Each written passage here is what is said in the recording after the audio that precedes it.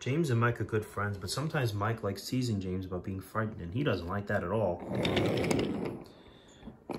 One night, the two engines were sleeping, but Mike wanted to talk. "Wake up, James," said Mike. "Are you dreaming about the time that you thought I was a ghost?" "Certainly not. Anyway, I was only pretending to be scared. I knew it was you, really." "I hope the guard leaves the light on for you tonight." "Why? I quite like the dark." "Oh, really?" said Mike. I am surprised. I always thought you were afraid of the dark." "Oh, and by the way, remember the time I took you down to the beach and we set the hot dog stand on fire and 3 people died? Wasn't that fun? And then we got drunk and vomited on the jukebox, and then sparks started flaming, and then the whole place burned down. Wasn't that fun?" James decided to say nothing and went on back to sleep instead. Next morning, Merida came. "I would like you to go to the harbor tonight. You have to collect something rather unusual." "What sort of something?" said James. "Wait and see," said Merida.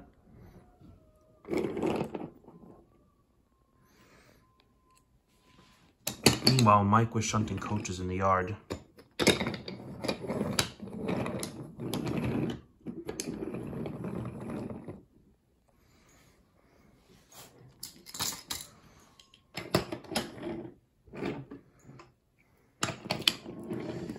Meanwhile, Gordon was about to pass with his goods train. "Oh, the indignity of pulling freight cars." Oh wait, that's my later voice. I don't talk like that. I don't talk like that right now. "Here I come. Cue the music. Move these coaches, Mike." Okay. "How'd you do that? How'd you do that?" That old trick? I don't know. They just moved on their own. "Well, anyways, I'm passing. Bye." Mike waited for Gordon to pass. Then there was trouble. "The switches are jammed," said the signalman. "I can't switch them back for Mike. The workmen will have to mend them in the morning. It's too late now." Said Mike's driver. "I'm sorry, Mike, but you'll have to stay here for the night." "Where are you going?" "Home for tea." Mike was speechless. Meanwhile,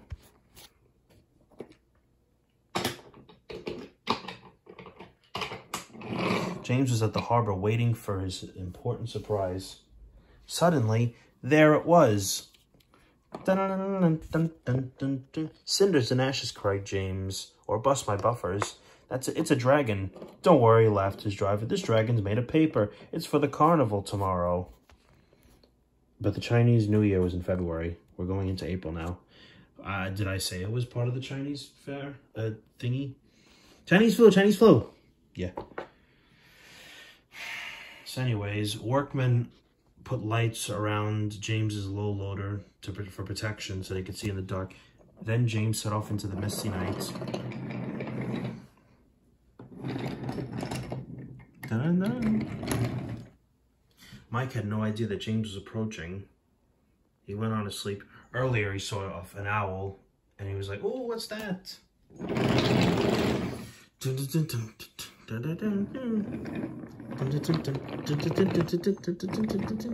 "Help!" cried Mike. "I'm not going to open my eyes until my driver comes."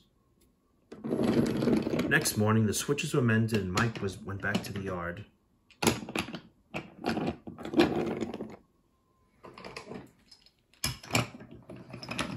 Gordon was just about to leave with Anthony's coaches. Why? I don't know. Oh, that's right, Anthony's on vacation. "You'll never guess what I saw last night," said Mike. Gordon was in no mood for puzzles. "I'm a busy engine. I don't have time for your bullshit. I saw Merida and Drag." "What the fuck?" No, actually, no, really. "I seen a huge dragon. It was covered in lights." "You've been in the sun too long. Your dick is cracked. I mean, dome is cracked." When the other engines heard about it, they laughed too. "Look out, Mike," chuckled Rusty, "or the dragon may gobble you up." "No one believes me," said Mike. Maybe I did imagine the dragon after all. Ding, ding, ding, ding, ding.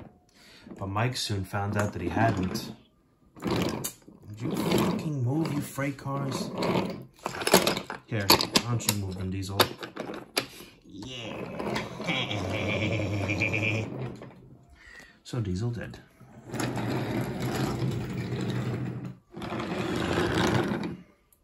Anyhow, before I was so rudely interrupted by freight cars, Mike thought he had imagined the dragon after all, but soon found that he hadn't. Help! Save me! Save me, Jeebus! It's all right, said James, and he explained about the carnival. By the way, said James, how was your night out? Mike decided to tell James the truth. Well, Mike, said James, maybe we are a bit scared sometimes, but if we're not afraid to tell each other, then that means we're quite brave, too.